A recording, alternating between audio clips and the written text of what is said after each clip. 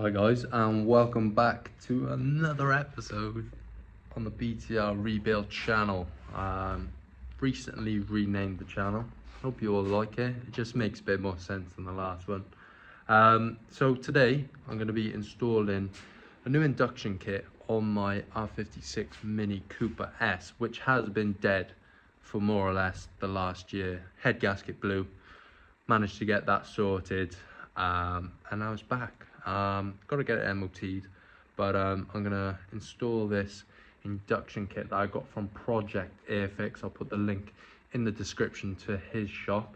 Let me show you the kit. Right guys, so I've taken everything out of the box, and we've got a ram air cone. I believe it's like sort of a universal cone, and then you've got this quite cool box here, well, a quarter of a box, maybe half a box, and this actually just sits and isolates the cold air going into the cone and into the turbo, and you've got this heat shield sort of material on the outside, stopping the heat from the engine, etc., getting into the cold air. So it should work much better than some of the other kits available. I did have an AEM like sort of scoop set up, and it was just taking up too much room in the engine bay, and this is quite cool because it relocates the coolant reservoir, so you've got more room for like sort of a meth kit and all the cool things you can do to these minis.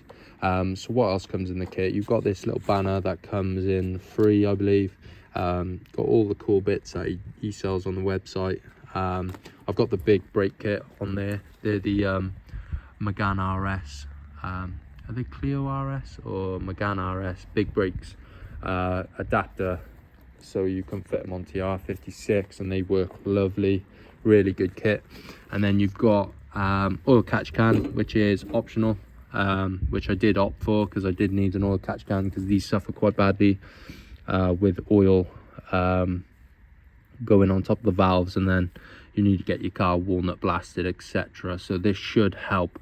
And then you've got all your different pipes. I opted for black. You've got options for red, yellow, black, blue, I believe, something like that, but they all come custom size just to relocate your bottle for the coolant reservoir. And then you've got this aluminium pipe here, which I believe goes onto the turbo and onto the cone, ram air cone. And then he puts a load of sweets in as well, which is very kind of him. So get at Project Airifix. He's got a really good Instagram account.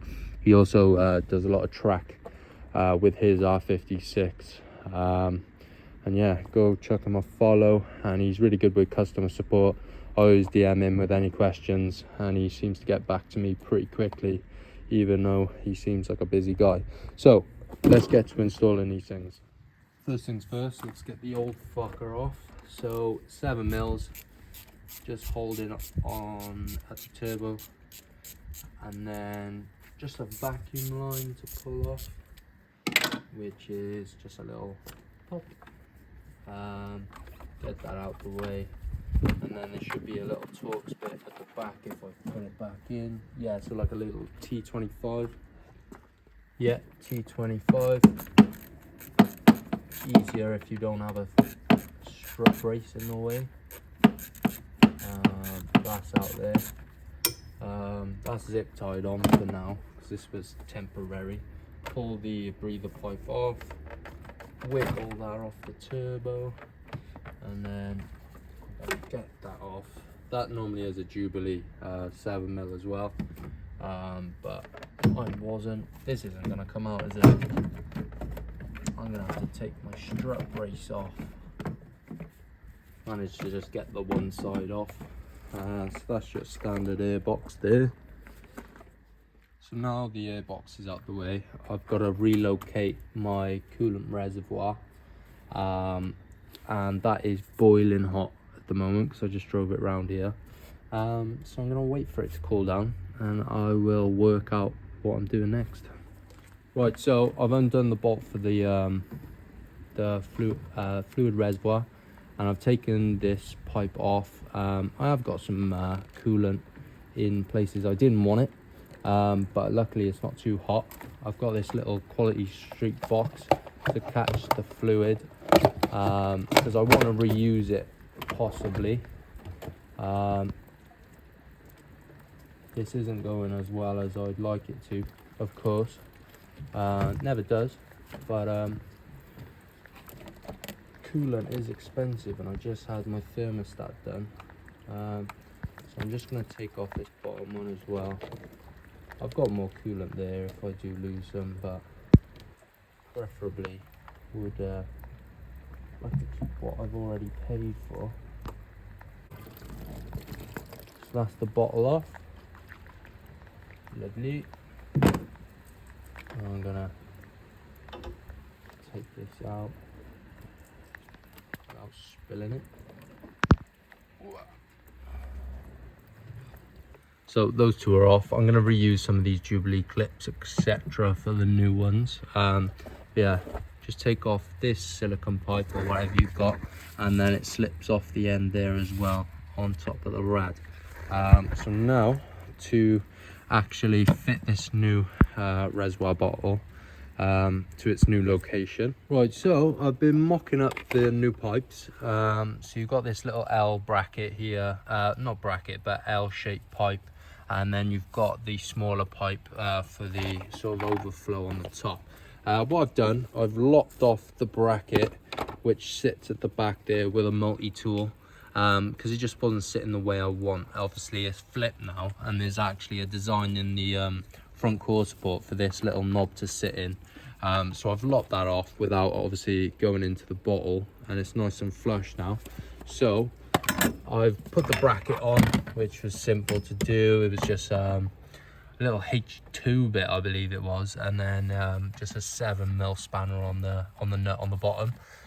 So you now got to figure out where you want it mounted, and it's looking like it's just going to sit somewhere just below the line there, because there's some self tappers with the kit, and the pipes like to run sort of in this direction, maybe a bit too long for where I want it. Of course, it's completely up to you. I think he's given you enough length there to just put the bottle where you want it, because some people have different applications, like a meth kit setup, oil catch can, which I will have, but that will hopefully just bolt into the bolt that holds this bonnet sensor there. So I think I'm happy with it staying sort of by there, because it angles it quite nicely under my strut brace there. So I'm gonna get my my drill out, and I'm gonna just tap this bracket in there, because I'm quite happy this bracket at the bottom turns whichever way you want it to. So it's all looking good, guys. So we're gonna relocate this washer bottle now. Right, so relocation complete. I'm now gonna fit the other parts before I run the lines, like hardwire them basically, once and for all. So I'm going to try and run my catch can now, and then the air intake, and see how it all fits, and then I'll bolt down everything I need to. But first I'm going to try and get this catch can fitted, and I'm going to try and reuse the bolt hole for this. So I'm going to take off the wire for it, don't lose that. This should pop out, slide out, pop out. And there's a little Torx bit there, probably a T10 or something like that. I'm going to try and reuse that bolt. I think that's what that's intended for, and we'll see how we get on. Right, guys, so I've been doing my own little bit of research and development, and I'll show you what I've come up with. But this is basically what I'm left with from the oil catch can pipes, hoses. So what I've done is I've lopped off 3 different cuts from the valve cover hose, and I've lopped off just a little bit off the one that goes straight to the turbo / air filter. So you're looking at cutting off a bit because they were just too long, and the way it was bending and curving, you just couldn't get it to sit without a kink. So I used a multi-tool. This is my best friend. You've got a nice clean cut on the hoses there, and I'll show you what I've come up with. I am absolutely drenched. I picked the wrong day to do this, but I've mocked it up. So the silicone pipe is on the turbo there. You've got the pipe running up to the left hand side. I'm not sure whether it's important which side goes where on this oil catch can, but I'm pretty sure they're universal because they both catch the oil sort of thing. So that's how I've got it set up, so they sort of cross each other. Vacuum hose goes over like that, so I'm happy with the oil catch can setup now to set up my air filter. Right, so this is sort of how it's going to look like. Don't do it on a rainy day like I have, because it's not ideal for a cold air intake, but this is sort of what it's going to look like. So I've got everything plumbed in temporarily, so the oil catch can I'm really happy with. The rotation of this cone, you need to obviously get the Jubilee clip on to get it right, but you need to avoid your pipe here that runs to the top of the coolant reservoir. So it's all looking good, it's all looking promising. I've had to move this little box out of the way. I will cable tie that up somewhere in the dry. I'll sort it out a bit better than what it is currently, but I need to get this thing sorted. So what I'm going to do, I'm going to get all the bolts, Jubilee clips all sorted, and I'll show you when I'm done what I've got.